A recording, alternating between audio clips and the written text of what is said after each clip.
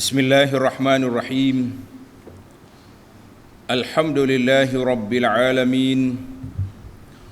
Wassalatu wassalam ala al-mab'uthi rahmatan lil alamin. Nabiyyina wa habibina wa qudwatina Muhammad ibn Abdullah wa ala alihi wa sahbihi wa man sar ala nahjihi wa ihtada bihadihi wa istanna bisunnatihi ila yaumiddin. Amma ba'du. Muslimin dan muslimat, para jemaah, para pencinta ilmu, pencinta Al-Quran dan Sunnah, Assalamualaikum warahmatullahi wabarakatuh. Alhamdulillah, pada pagi ini Ahad 1 hari bulan 1 2023 bersamaan dengan 8 Jumadah Tsaniyah 1444, kita teruskan pengajian tafsir kita dalam surah Al-Munafiqun. Surah Al-Munafiqun, surah yang ke-63, juzuk yang ke-28.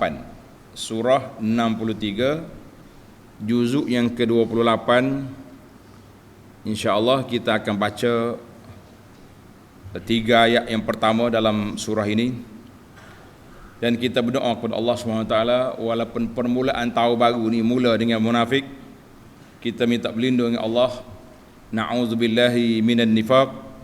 Kita minta Allah Ta'ala lindungi kita, keluarga kita, negara kita ni daripada munafik-munafik dalam agama yang bermuka-muka, tunjuk perangai depan baik tapi belakang buat kerja untuk kepentingan bukan Islam ataupun kepentingan golongan-golongan liberal, LGBT dan sebagainya. Kita minta Allah Ta'ala selamatkan negara, selamatkan kita, negeri, dan kita dan keluarga kita daripada sifat-sifat yang buruk yang ditunjukkan oleh puak-puak munafiqin yang disebut dalam Quran dan juga dalam sunnah Nabi sallallahu alaihi wasallam.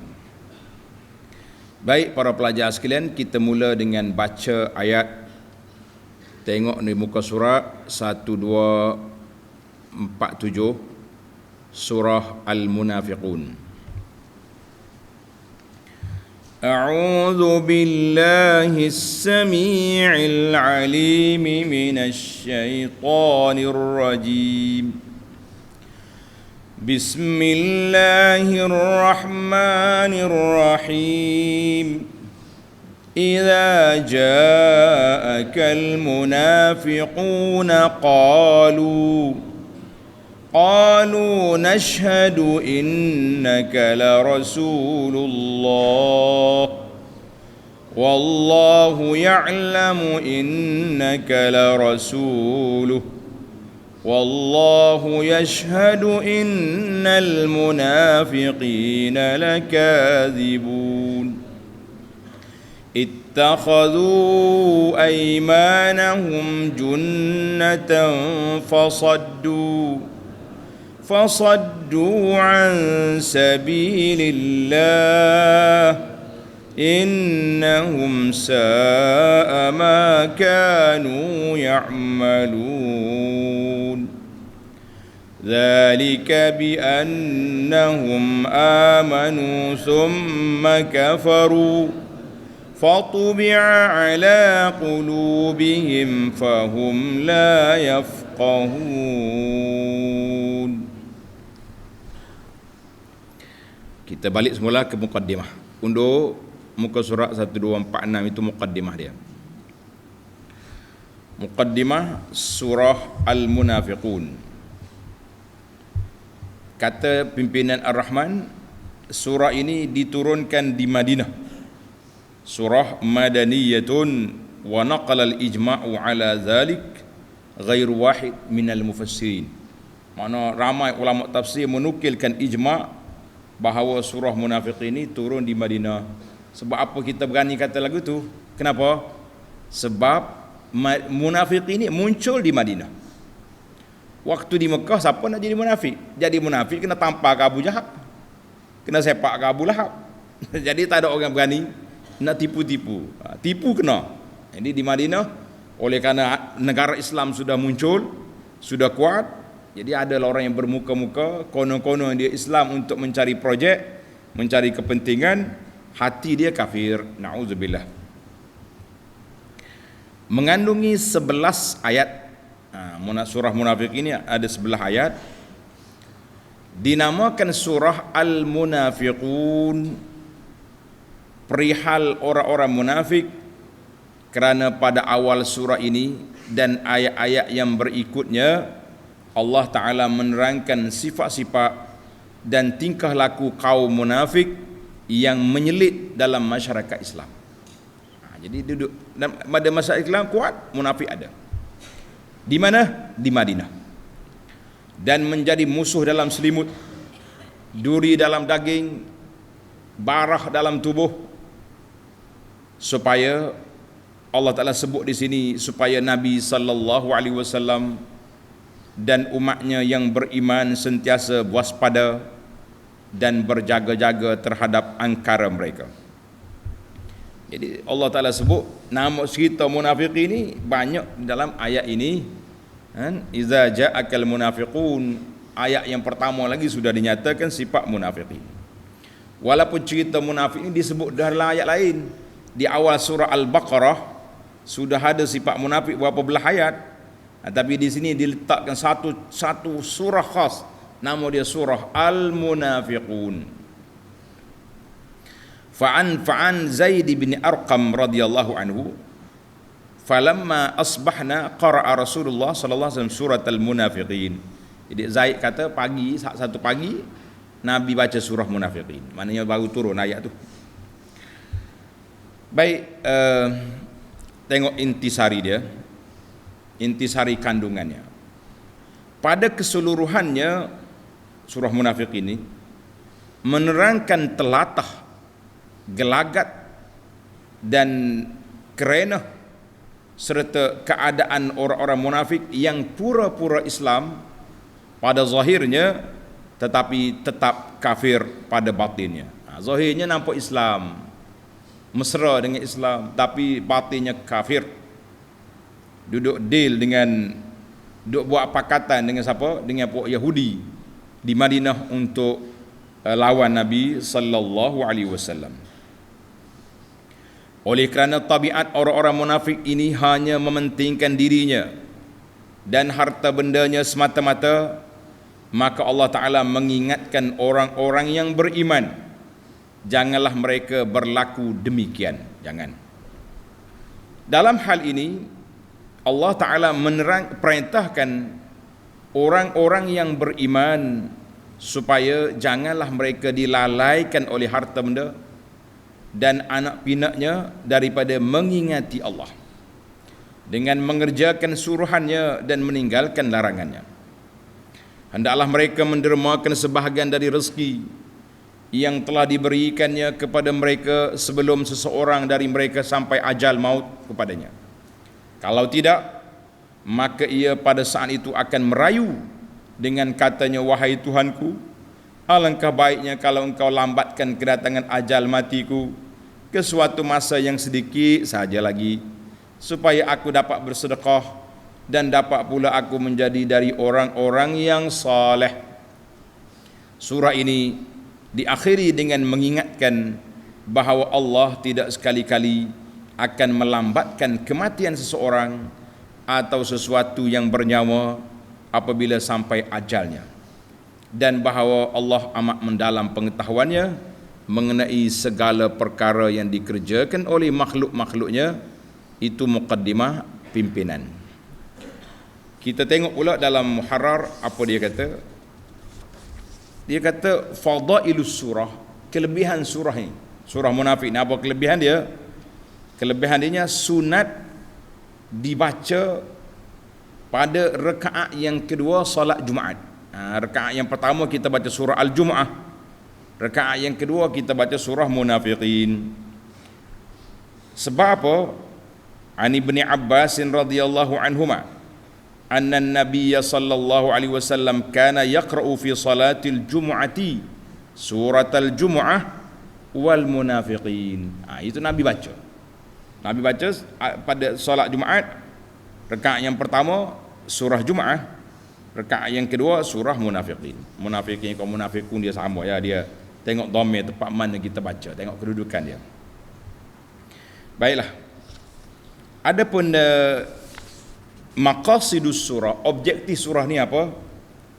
Min ahammi maqasidis surati fadhu ahwalil munafiqin, mendedahkan, menserlahkan, menzahirkan keadaan orang munafiqin, wal kashfu an dakhailihim, dan nak membuka segala rahsia-rahsia, perancangan-perancangan jahat mereka, wa an khissati nufusihim, dan munafiqin ini mempunyai jiwa yang jahat, jiwa yang tak baik. Allahu akbar.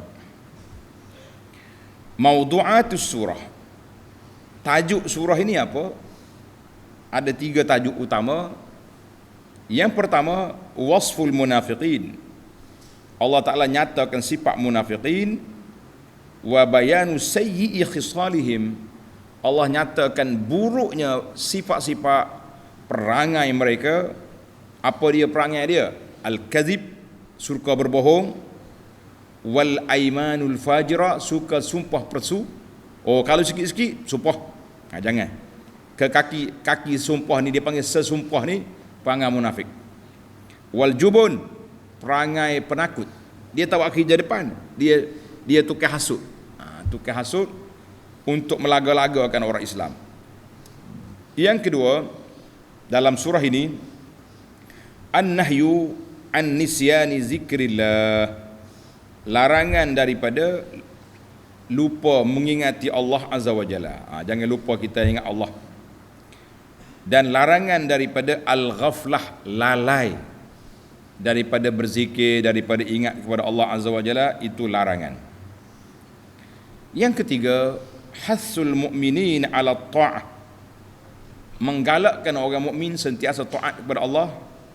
Wa infaqil mal, nafkah harta benda, qabla inqida'il ajali, sebelum tamatnya ajal. Jadi kalau ajal sudah tempoh tamat, nak sedekah tak boleh lagi. Munasabah susunan surah munafiqin selepas surah Jumaat. Apa sebab? Dalam surah Al-Jumu'ah Allah Ta'ala sebut cerita orang mukmin. Cerita orang mukmin. Dalam surah munafik ini Allah cerita satu kumpulan yang pura-pura beriman tapi mereka kafir. Nama dia munafiqin. Itu dia. Kemudian kerana itulah Nabi SAW dia baca 2 surah ini dalam solat Jumaat. Sebab solat Jumaat ni orang ramai berhimpun. Ayat surah yang pertama sebut tentang orang mukmin dan juga supaya kita beringat-ingat, berhati-hati. Kemudian rakaat yang kedua kita cerita tentang munafiqin, wal iyaz billah. Munasabah yang kedua, dalam surah Al-Jumu'ah disebut Yahudi. Yahudi ni dia mendustakan Nabi sallallahu alaihi wasallam dengan hati dan dengan lidah. Senang. Orang panggil zahir, nampak belawai sungguh. Hati dia kafir, lidah dia pun kafir. Di sini dalam surah munafik ini ada sekumpulan lagi, dia mendusta dengan hati dia, lidah dia baik. Lidah dia semanis madu, cakap agak lembek ya. Tapi hati dia kufur, na'udzubillah. Ataupun lidah dia membenarkan, mengatakan beriman, tapi hati dia kufur. Jadi 2 surah ini berdekatan. Baiklah para pelajar sekalian, itulah muqaddimah ringkas kepada surah Munafiqin. Sekarang kita masuk ke tafsir ayat 1 sehingga ayat 3 insya-Allah. Surah Al-Munafiqun. Bismillahirrahmanirrahim. Idza ja'akal munafiqun qalu nashhadu innaka la rasulullah. apabila orang-orang munafik datang kepadamu wahai Muhammad sallallahu alaihi wasallam, mereka berkata, kami mengakui bahawa sesungguhnya engkau ditunjuk ke Nabi sebenar-benarnya Rasulullah. Hai, munafikin sungguh dia ni. Baik. Wallahu ya'lamu innaka la rasuluh. Kita beri setakat itu dulu. Sebab kata-kata munafikin berhenti setakat itu. Sabab nuzul, sebab turun ayat ini kenapa? Dia panggil sabab nuzul, mana sebab turun ayat. An Zaid bin Arqam radhiyallahu anhu. Zaid bin Arqam. Dia kata, kuntu ma'a ammi fasami'tu Abdullah bin Ubay bin Salul yaqul. Satu hari aku duduk dengan pak saudara aku dalam satu tempat. Tiba-tiba kami dengar bapak munafik Madinah, nama dia Abdullah bin Ubay bin Salul, cakap. Dia kata apa? Dia duk hasut orang Madinah. La tunfiqu ala man 'inda Rasulillah hatta yanfadu. Jangan bagi nafkah kepada pengikut Muhammad. Kalau dia lapar, dia tak ada duit, tak ada makanan, biar dia lari daripada Muhammad. Nak ikut sangat. Jangan bagi sokongan, jangan bagi bantuan. Satu. Dia di antara kata-kata dia juga, wala irja'na ilal madinati. Kalau puak Muhammad mari Madinah nanti, la yukhrijannal a'azzu minhal azal. Puak-puak yang mulia, puak dia lah. Puak dia dengan Yahudi, pakatan jahat dia ni akan keluarkan orang yang hina. Dia kata Nabi tu orang hina. Hai. Berat kata-kata bapak munafik ni kata ke Nabi sallallahu alaihi wasallam. Fa zakartu zalika li ammi. Aku bagi tahu pada pak saudara aku. Pak cik ini. Pak cik dia pergi report lapor kepada Nabi sallallahu alaihi wasallam. Nabi bila dengar laporan dia tak terima lalu. Dia tak terima terus. Apa dia buat? Fada'ani. Nabi panggil, mari sini. Zaid, bawa Zaid. Aku pun lapor apa yang aku dengar. Nabi pun panggil Abdullah bin Ubay bin Salul. Mari sini. Dengan geng-geng dia. Bila mari puak ni, dia bukannya nak mengaku kata, dia kata sungguh, mereka mula bersumpah. Inilah. Kita kata siapa nak jadi sesumpah, nak jadi bapak munafikin, jadilah sesumpah. Mana orang yang suka bersumpah, itu dia panggil perangai orang munafikin. Kerja dianya bersumpah. Kerja dia bersumpah. Mari kat orang panggil lembek tekak. Ya Rasulullah, budak Zaid tu mana boleh percaya. Jangan percaya dengan budak-budak. Kita ni orang kuat. Dia mari pula serbai besar. Apa ni, macam orang Arab juga. Halafu. Bila dia bersumpah, dengar ni. Sedihlah Zaid. Wa kazzabani Nabi sallallahu. Nabi kata, mu Zaid, mu cakap bohong ni, mu repot benda tak betul. Nabi percaya kepada sumpah munafikin. Fa asabani ghammun lam yusibni mislu qattu. Maka aku ditimpa kesedihan, duka cita yang sangat-sangat duka cita. Aku tak pernah lagi sedih dalam hidup aku ni sebagaimana aku sedih kerana Nabi tak percaya kepada laporan aku. Malu. Orang lain tuduh aku pembohong. Fajalastu fi baiti. Aku balik duduk termenung di rumah. Wa qala ammi. Pak saudara aku pun marah juga. Dia kata, ma aratta ila an kazzabakan Nabi sallallahu alaihi wasallam wa maqata. Cari pasal mu ni Zaid.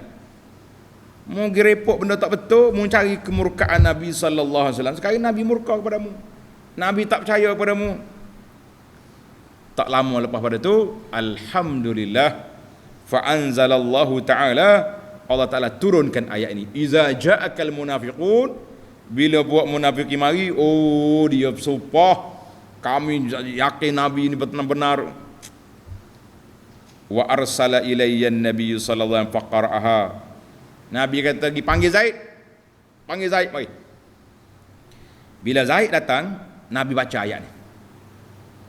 Wa qal, Zaid musabar, innallaha qad saddaqaka. Kami kata bohong, orang lain kata bohong, Allah membenarkan dakwaanmu. Tuhan benarkan. Munafik ini memang bohong, memang jahat. Apa yang dilapor oleh Zaid itu betul. Hadis ini rawahul Bukhari wal lafzu lahu wa Muslimun. Allahu akbar. Ada riwayat kata turun ayat ni, awal ayat sampai ke ayat apa ni, la yukhrijannal a'azzu minhal azal tu. Sampai ke ayat tu. Maknanya banyak ayat turun. Baiklah, yang pentingnya Allah Ta'ala membenarkan apa yang dilaporkan oleh Zaid. Selamatlah Zaid, munafikin terkoyak. Koyak munafikin. Baik, kita pergi kepada tafsir ayat. Iza ja'akal munafiqun ay iza hadara indaka ya Muhammadu sallallahu alaihi wasallam al munafiqun alladhi yuzhiruna al Islam, yang menzahirkan Islam pura-pura, wa yubtinuna al kufra, dan menyembunyikan kekufuran. Mereka kata dengan penuh keyakinan, confident. Orang munafik ini dia bercakap, orang panggil tak berkeruk dahi. Dia bercakap tak berkeruk dahi, walaupun dia bohong, tapi berkecek tu, oi, confident. Dia kata apa? Nashhadu innaka la Rasulullah. Kami menyaksikan bahawa benar Tuhan ni Rasulullah. Apa tuduh-tuduh kita kata-kata. Sedap ayat dia. Kemudian Allah jawab kepada Nabi sallallahu alaihi wasallam. Allah jawab apa? Wallahu ya'lamu innaka la rasuluh. Dan Allah sememangnya mengetahui bahawa engkau, wahai Muhammad sallallahu alaihi wasallam, adalah sebenar-benarnya ialah rasulnya. Allah tahu dah ni, itu rasul. Wallahu yashhadu innal munafiqina lakadzibun. Serta Allah menyaksikan bahawa sesungguhnya pengakuan mereka adalah dusta. Hak dia bersumpah tadi palsu, bohong, kelentong, ada belakang. Baik para jemaah sekalian, kata di ulama munasabah ayat ini, lamma kanatis syahadatu, kalau kita saksi, tengok dia kata nashhadu, kami saksi. Saksi-saksi ni kita kena ingat. Apa makna saksi? Melaporkan dengan keyakinan bahawa benda ni gini. Contohnya kita kata orang ni beli barangnya dia, kita saksi. Kita kata aku saksi bahawa dia beli, bukan curi. Ini pun mana bila munafikin kata dia saksi Allah Nabi itu benar, sedangkan dalam hati dia kufur, Allah Ta'ala yang tahu, maka Allah Ta'ala bohongkan perkataan munafikin dengan apa? Tuhan kata wallahu ya'lamu innaka la rasul. Allah yang mengutus engkau ya Muhammad sallallahu alaihi wasallam. Allah Taala tahu mu itu rasul. Tak usah munafikin itu pura-pura aja. Dia tak percaya apa dengan Nabi sallallahu alaihi wasallam, cuma dia berpura-pura. Pura-pura main-main. Wallahu yashhadu innal munafiqina lakadzibun. Allah menyaksikan bahawa puak munafik itu memang pembohong, pendusta dalam dakwaan mereka beriman dengan Rasulullah sallallahu alaihi wasallam. Fahum yaquluna ma la ya'taqidun. Mereka berani kata dengan mulut walaupun dia tak percaya dengan hati dia. Jadi kita dah hati-hatilah dengan sifat munafik ini. Orang yang bermanis muka di depan, duduk mencari penyakit di belakang, maka itu munafik, nama dia wal iyaz billah. Itu munafik, kita kata wal iyaz billah. Apa dia sifat munafik? Tengok nota di bawah, menarik juga tu. Nota 1755. Dalam ayat ini dan ayat-ayat yang berikutnya, Allah Subhanahu wa taala menerangkan sifat-sifat dan tingkah laku kaum munafik yang menyelit dalam masyarakat Islam di Madinah dan menjadi musuh dalam selimut, supaya Nabi Muhammad sallallahu alaihi wasallam dan umatnya sentiasa berwaspada dan berjaga-jaga terhadap angkara mereka. Maka Allah Ta'ala dedahkan perangnya dia macam mana? Tengok ayat 2. Ittakhadhu aymanahum junnah. Ittakhadhu aymanahum junnatan. Mereka menjadikan sumpahnya atau akuannya sebagai perisai untuk menyelamatkan dirinya dan harta bendanya dari dibunuh atau dirampas. Itu tujuan dia. Fasaddu an sabilillah. Maka dengan yang demikian mendapat kepercayaan orang Islam, pada zahirnya dapatlah mereka berpaling atau menghalangi orang lain dari menurut jalan Allah. Jadi dapatlah dia halang orang lain daripada menurut jalan Allah. Innahum sa'a ma kanu ya'malun. Sesungguhnya amatlah buruk apa yang mereka telah kerjakan. Amat buruk, perangai huduh kata orang. Amat buruk. Jadi para jemaah sekalian, orang Arab ni, di antara sifat orang Arab, dia tak suka berbohong. Walaupun dia tu jahiliyah, tapi bohong-bohong dia tak main. Dia bohong tak main, dia kata. Tapi mari munafikin, dia cipta satu persepsi, iaitulah sifat berbohong, sumpah palsu. Tengok dalam ini Tuhan kata ja'alal munafiqun halifahumul kadzib. Mereka telah menjadikan sumpah-sumpah palsu itu untuk menjadi pelindung diri mereka daripada dikesan oleh orang-orang mukmin tentang kejahatan dan keburukan perangai mereka. Fayasturuna bihi nifaqahum. Maka mereka telah menyembunyikan dengan sumpah itu segala perbuatan munafik yang jahat itu. Jadi dia selamatlah di atas dunia ini daripada hukuman dunia. Sebab apa? Sebab Nabi sallallahu diperintahkan oleh Allah menjatuhkan hukum secara zahir, yang batin wallahu yatawalla sarair. Allah Taala serahlah kepada Allah. Jadi kita ni, para pelajar sekalian, kita ambil yang zahir je. Hak batin Allah Taala yang. Kita kalau nak campur hak batin juga rugi kita. Sebab kita masuk dalam zon yang kita tidak mampu untuk melakukannya. Masuk dalam zon, dalam kawasan yang di luar kuasa kita.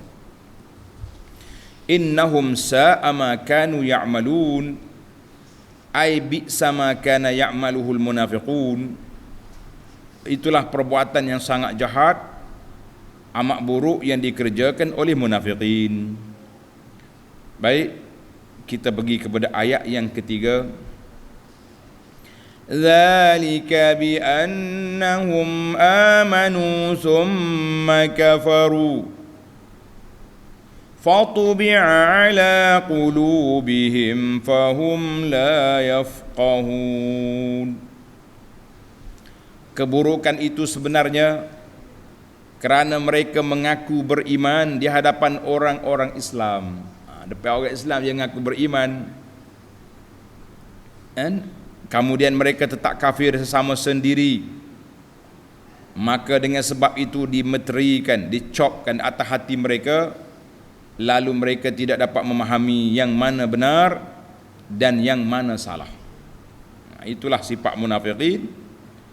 Alladzi sabbaba jur'atuhum 'ala Allah, yang menyebabkan mereka berani untuk tipu Allah, tipu Nabi ni, iaitu apabila mereka mengaku beriman pura-pura, kemudian ataupun dia tahu Nabi itu benar tapi mereka kufur senyap-senyap, maka Allah Ta'ala cop atas hati mereka, mereka tak akan terima lagi Islam. Ini bahayanya. Orang yang tahu kemudian berpaling daripada Islam, Allah SWT akan cok atas hati mereka sifat buruk yang mereka tidak akan lagi dibiarkan apa? Dibiarkan ataupun diberi hidayah selepas daripada itu, wal'iyazubillah. Jadi kita para jemaah sekalian kena berhati-hati. Kalau kita dah tahu benda benar, tahu ini sunnah Nabi, jangan tinggal-tinggal. Nanti dicok oleh Allah Ta'ala, kita jadi benci kepada sunnah walaupun kita mengaku kita sebagai ahli sunnah. Alhamdulillah, tamatlah kita 3 ayat. Sekarang kita berpindah kepada al-fawaid. Kita berpindah kepada al-fawaid at-tarbawiyah wal fawaid al-ilmiyah. Yang pertama, faedah yang pertama, idza ja'akal munafiqun, apabila munafik datang, dia berpura-pura bersaksi bahawa Nabi itu benar. Timbul soalan.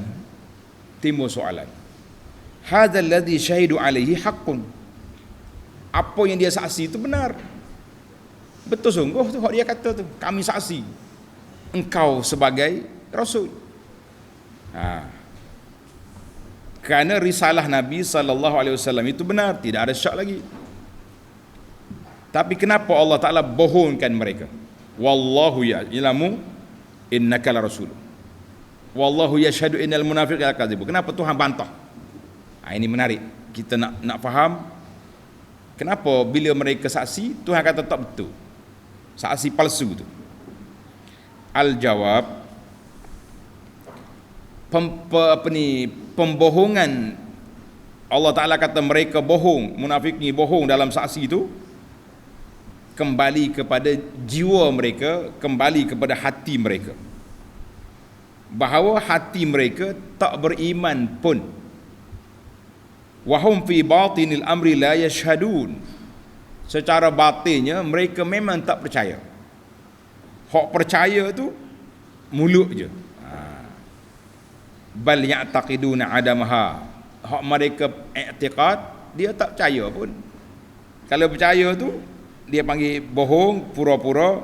Sebab itu bila dia kata, Allah Ta'ala bawa ayat kata-kata munafikin, Allah bantah terus. Wallahu yashhadu innal munafiqina lakadzibun. Jadi kita hari ni ada satu asyara dia panggil react. React mana kita bawa kata-kata orang kemudian kita jawab. Cuma bagi ana lah, eloknya kalau nak react kepada pandangan orang, tak payah bawa tuan lah. Cukup dengan kita bawa kata-kata. Ada orang kata, kita bawa suara dia, kemudian kita jawab balik. Ni kalau bawa tuan, lepas tu kita pukul atas muka dia, nampak orang paling ganas sangat cara react tu. Jadi kalau setara munafikin ni bolehlah nak buat react sebagaimana Allah Ta'ala pukul terus munafikin, sebab dia sangat berbahaya.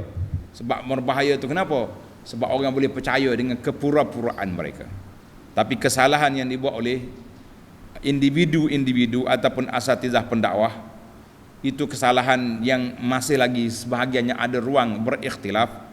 Jadi elok kita react tu dengan cara yang kita bawa pandangan dia, kemudian kita nyatakan apa yang kita rasa benar bagi pihak kita. Wallahu alam, itu pandangan. Maka itu yang pertama, faedah yang pertama. Al-faidatus tsaniyah, faedah yang ketiga, masih lagi dalam ayat yang sama. Annahu laisa kullu man azhara al-islam, bukan semua orang yang mengaku Islam, mengaku beriman secara betulnya, secara zahir nampaklah, tapi hati dia kita kata wallahu alam. Faqad urifa fil muzhirin al-islam al-mu'min wal munafiq. Maka kita kena tengok, kita kena kesan kepada amalan dia, perbuatan dia.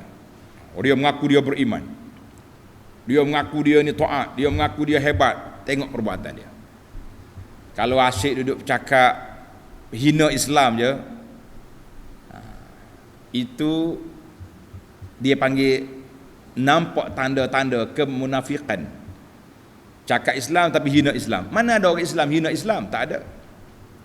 Orang Islam menghina perbuatan orang Islam ada. Contohnya dia kata apalah orang Islam ni suka mencuri, suka ni. Itu kita menghina perbuatan orang. Tapi bukan menghina agama. Lain. Tapi kalau orang itu hina agama, hina Nabi, bahkan hina Allah, maka itu nampaklah dia itu munafik. Walaupun apa? Walaupun lidah dia manis mengaku beriman. Jangan main. Maka Allah Ta'ala saksikan mereka itu berbohong. Itu kuasa Allah. Mendedahkan rahsia-rahsia dalam hati orang ni, Allah saja yang maha mengetahui. Kita sebagai manusia biasa tak boleh kita kata aku tahu dalam hati dia ni. Tak boleh. Jadi dalam ayat ini sekaligus mengatakan bahawa al-kazib, sifat berbohong itu bukan akhlak orang mukmin. Sikap berbohong bukan akhlak orang mukmin, bal huwa min ayatil munafiqin wa alamatihim. Dia adalah merupakan sebahagian daripada tanda-tanda orang munafik. Idza haddatsa kadzaba, bila dia bercakap dusta. Jadi kita tak mahu sifat munafik ini mentular dalam masyarakat kita.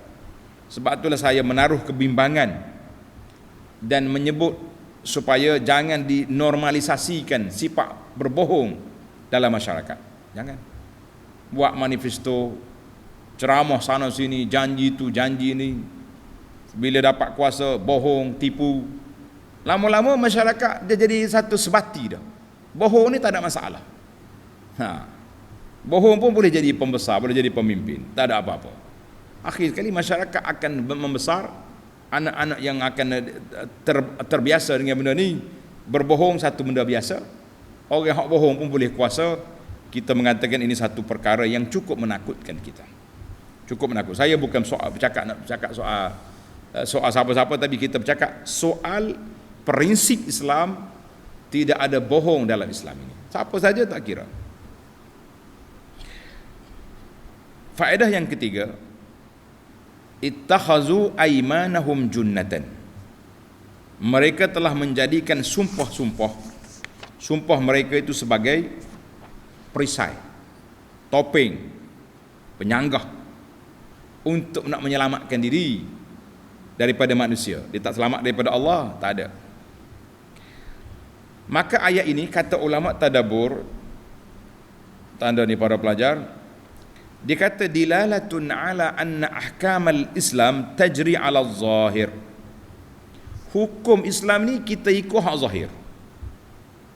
Allah Ta'ala tak jadikan bagi nabinya sallallahu alaihi wasallam menghukum, menjatuhkan hukuman di dunia ini berbeza dengan apa yang mereka zahirkan. Sebab Allah Ta'ala beri kepada kita hukum yang zahir, Allah Ta'ala yang menjatuhkan hukum yang batin, yang tak nampak.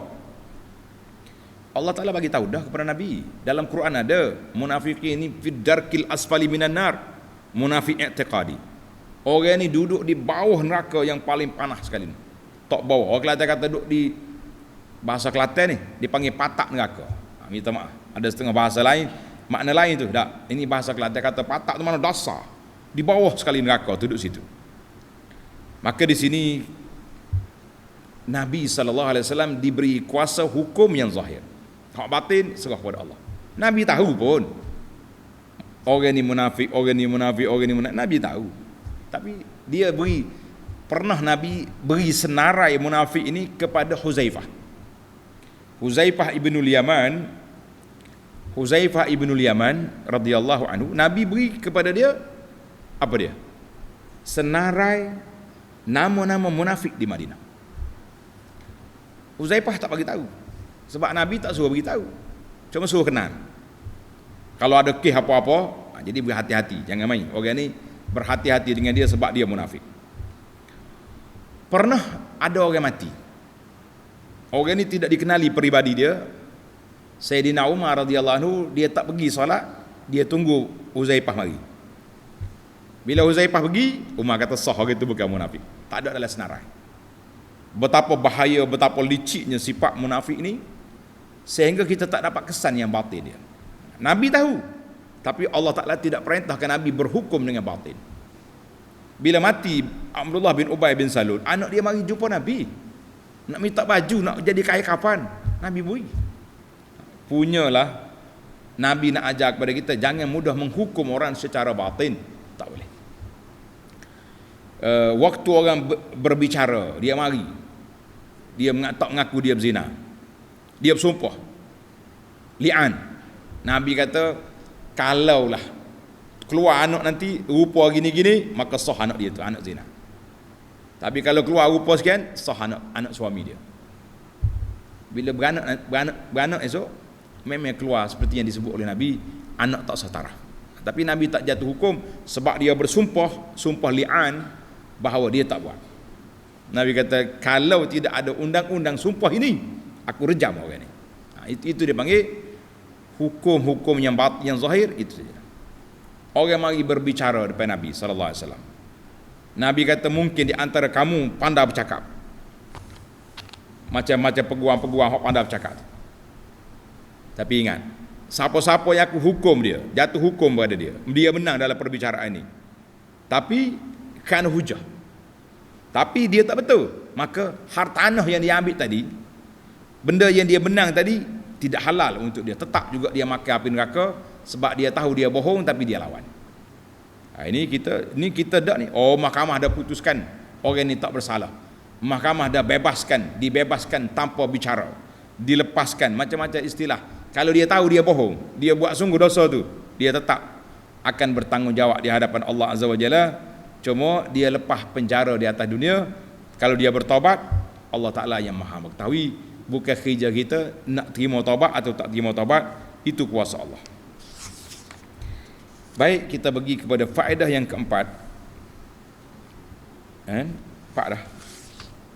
Faedah yang keempat, ayat yang terakhir, zalika bi annahum amanu summa kafaru.